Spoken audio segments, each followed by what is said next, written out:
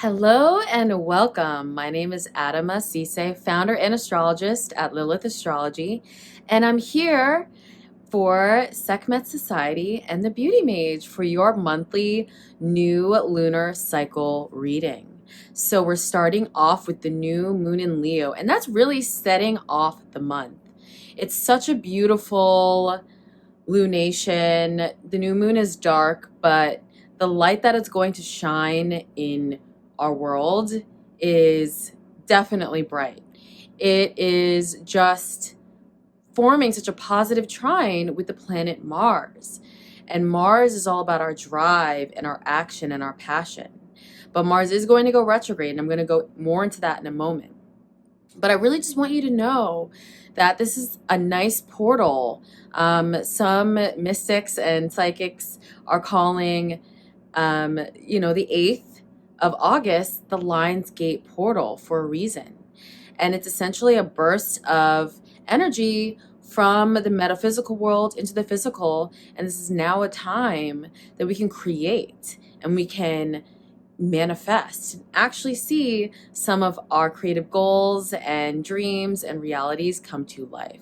So there is a bright spot right now. I know all of you, I'm sure, are going through a lot of transformation, a lot of change, and certain things that may cause some anxiety and stress. So definitely want you to look forward to this lunar cycle ahead. And if you can, launch new things, pack it all in, try to get as much done, but take time for yourself because Mars is going to be retrograde. So let's get into the month ahead. So as we start off this new lunar cycle, we have the new moon in Leo on August 18th. The new moon will be making a beneficial trine to the South Node in Sagittarius, which is where our beliefs as a collective, our limiting beliefs, our religious beliefs, spiritual beliefs, a lot of old paradigms are being completely shifted. And this new moon will also make a trine to Mars in Aries. And Mars rules our passion and our drive, as I mentioned. It's in its home sign. And this is before Mars turns retrograde. So this is a powerful, powerful lunation. This is what we call a grand fire trine. These are three major points in the sky that are activated. And this is such a great time, especially if you work in the creative field, if you work in aesthetics, if you are just a creative person, if you're a writer, all of these things, even if you want to start your own business, this is a great time to do that. Mercury retrograde's done, so I highly recommend using those creative juices on that day, on August 18th, really vision boarding, brainstorming, calling up a creative collaborator or friend, and really get down to it because this is such an excellent month for manifestation. And another thing too is just back to the limiting beliefs. With that South Node in Sagittarius, the North and South Node are the karmic nodes. And essentially where they point is where a lot of the collective is going to shift and change. So the South Node having Sagittarius there right now, not only is world travel restricted, because if you think about it, Sagittarius rules international travel in the world. If you think about the sign Sagittarius, when we have that South Node now, that's limited, and also a complete shift and total overhaul of our beliefs. So a limiting belief is believing that you can't do something. And that a lot of us are shifting that through manifestation, through law of attraction, through witchcraft, through astrology and all these modalities. We are all taking a stand and essentially, saying this is now spiritual warfare, but not, this is a peaceful warfare. This is a war within myself to essentially remain sovereign and transform my beliefs so I can create the reality that I want. So if you really think about it, this is such a great gateway for manifestation. So definitely use August 18th to your benefit. So what also makes this new moon in Leo even more potent is we are going to have a Mercury cazimi on August 17th. So you hang with me here, hang with me. You might be like, what the heck is a cazimi? It sounds crazy. But a cazimi is a term from medieval astrology, and essentially it means the heart of the sun. So Mercury is will be in the sign of Leo around that time, and will move more towards the sun in Leo, so that right before the new moon on August 17th, Mercury will move less than a minute from the heart of the sun. So Mercury gets close to the sun, but this is like a Zemi. This is like, it does happen multiple times a year in different signs, but this is definitely not your usual Mercury conjunct sun, because essentially a Cazimi, when it's that close, really empowers the sun and really empowers Mercury. So they're both playing off each other, and that brightness is just incredibly empowered. And Mercury is comfortable in Leo. Mercury is an air energy, but fire works well. And then we have the sun in its home sign. So that is another gateway of manifestation, right? So get to it, witches. So moving right along, on August 19th, we have Mercury enter the home sign of Virgo. So Mercury does rule the sign Gemini as well, but that's the more chatty social side of Mercurian energy. Mercury in Virgo is about data, preciseness, analytics, and the organization of information, more so than the chatty social side. So we really, after we manifest this month, we're going to go into putting it into practice, organizing our day, setting everything up, making sure our health is taken care of, making sure our bodies are taken care of, our physical body. That is really Virgo energy. And then we're going to move, Mercury will move, continue moving through the sign, and then we're going to be in Virgo season. So, Mercury is going to continue moving through Virgo. And then we're going to have Virgo season start on August 22nd. And really, it's about taking that creation from the previous season and putting it into practice in your everyday life. Like, that's why with the zodiac cycle, everything transitions for a reason. And when we transition from Leo, that bright, playful, creative energy, and we're coming up with all these great ideas, okay, at the end of the day, how can we take that and then put it into actual practice in our everyday lives to actually manifest it? So whether it's, organizing your house, getting your files in order, cleaning, Marie Kondoing, that can really help you then hone in your skills, as we get into Virgo season. So coming off of that bright energy, things may get a little challenging and a little tense as we move towards the end of the month. On August 24th, we are going to have Mars in Aries square Saturn in Capricorn. And Saturn in Capricorn is currently retrograde. So that can really leave us feeling restricted when we try to do something, can leave us feeling tense, can leave us feeling reactive. And so on a day on this day, I would really just recommend counting to 10, taking a moment to assess the situation before jumping right ahead, and also take care of your physical body. I think especially now during the age of COVID-19, and not only that, just the wear and tear that can happen on our nerves if we are not being hyper vigilant about taking care of our sanctuary and our physical body. And that is what Virgo energy is all about. It's about taking care of yourself. So I really, I want you guys to know that on a challenging time, like towards the end of the month, take care of yourself so that you can then take care of your children or your spouse or your friends or your patients or whoever you may be servicing, because you have to take care of yourself in order to give and be of service, which is also representative of the sign Virgo. And we'll have a couple more intense spots. Venus will be making oppositions towards the end of the month as well, with Jupiter in Capricorn and also Pluto in Capricorn. So that can also, Venus will be in the sign of Cancer, which can be emotional, seek attachment.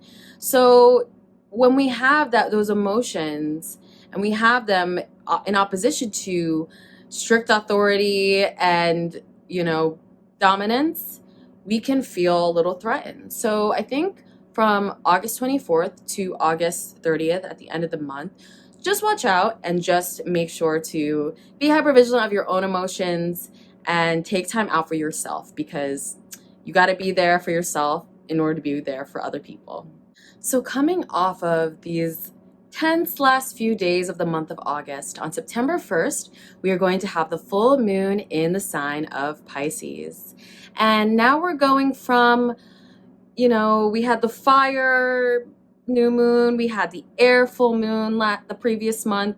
Now we're going into water and earth, and Pisces is imaginative, deep, creative. It rules the subconscious. The planets Neptune and Jupiter rule the sign of Pisces, and it's all about deep, deep, deep, deep spirituality and the metaphysical and what cannot be seen. And this full moon will be making a sextile to Uranus in Taurus, which is also retrograde. And so when Uranus moved backward, I mentioned this in the last cycle video, when Uranus moves backwards, it internalizes the changes in order to then self-actualize and manifest in the outside world once the planet moves direct. And when Uranus in Taurus is making a sextile, or when the moon is making a sextile to this planet of change, of instability, of authenticity, it's seeking to shift our values as a collective towards a more sustainable life. And today may be a beautiful idea day for you. It's definitely about brainstorming again, but this is a different kind of creation than Leo. Leo is outward creation. Pisces internalizes that creativity in order to then express it outward. So I definitely think that this is a great, great, great lunation to take time again for yourself, take time to dream, get sleep, especially if you're a Pisces moon, Pisces rising, Pisces sun. This is really a time for you to gather yourself, because also when you have a sextile to Uranus, there can be some changes that happen. There can be some sudden information or some sudden news that could be beneficial to your creative life, your creative career. So when you have the sextile, it's a beneficial aspect. The news could be great. It can be sudden but good. Versus the full moon in Aquarius, we had a square to Uranus. So that was a little bit much. But this one isn't as jarring and intense. So definitely take your time that day and really start to look within, meditate, and enjoy, because it's going to be a beautiful full moon. So on September 9th, Mars, the planet of our drive, action, passion, sex, ambition, rules the sign of Aries and Scorpio, is going to move retrograde. So this happens every couple of years, and Mars retrograde can slow us down. But as I mentioned with retrograde planets, it can be a positive time to start looking inward. We don't always have to run and have this capitalist mentality that we need to run ourselves ragged every day. So honestly, you can look at this as a positive. What can you do to take it down a notch? What can you do to nurture yourself? So then once Mars moves direct, you can be of action and be of more service to others. Mars retrograde will also be squaring Saturn in Saturn Capricorn and which is also in retrograde. So we're going to have that square happening. We're going to have Mars in Aries, and we're going to have Saturn in Capricorn retrograde, squaring each other. So you may feel some sense of restriction. And even for the collective, let's even just talk about what that means politically. I mean, we're getting closer and closer to the election. We're less than 90 days away. Tensions are high, and that's really the equivalent. That's the energy I'm talking about, is where you feel restricted. So a lot of us we have to wear masks. We have to be in certain places. There are a lot of rules. There's a lot of restrictions. Things are constricted. We're not traveling as much. We're not going out as much as we used to. Like, things are restricted if you really think about it. So expect that as we head into the fall. I mean, I don't think it's any news that you're surprised at, but look at it as an opportunity. It's a time to work on yourself, work on your talent, your passions, your dreams, and internalize that change. Internalize removing those blocks and removing those self-limiting doubts. So on September 15th, Venus, royal Venus, will be in the royal sign of Leo. And I know you don't think of royalty when you think of Venus, but Venus is a divine feminine goddess. So I think Venus is royal. And especially when she's in the sign of Leo, it's all about royalty and honoring oneself. But Venus in Leo will square Uranus in Taurus. And Uranus in Taurus is retrograde, as I mentioned. And essentially, you may go through, maybe a little power struggle here and there when it comes to your love life. Maybe you may suddenly meet someone that can help trigger certain changes or trigger certain things in that area of your life. If you have Venus in Leo natally in your birth chart, you can check that out in a free birth chart calculator. This can be a time for you where you do meet someone new and that relationship teaches you certain lessons, or you could be learning new lessons in love that you had not learned previously. But essentially, Uranus is the planet of shocks, surprises, and sudden events. So when you have a square with Venus, expect that when it comes to your love life. And that's not a bad thing. We all need a little shake up now and then in order to put us on the correct path that we were always meant to go on. So, just watch out for this day and definitely take it one day at a time. And usually a square's energy, when it's exact, it can last for some time after that, similar to new moons and full moons. So expect, your love life to get a little bit intense during that period. But as we end off the month, it's not too intense. If you're newly single or if you're dating, this could be a great time to meet someone completely new and different that you've ever dreamed of going on a date with or meeting.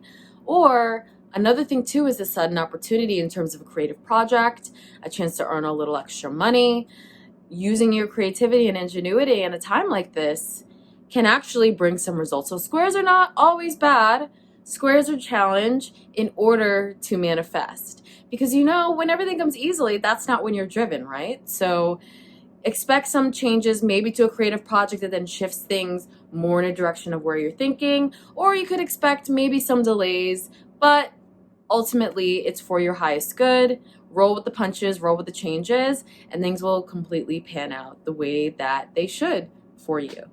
And then on September 17th, we have the new moon in Virgo, which I will go over in our next video.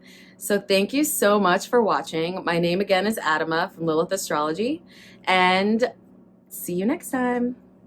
Bye.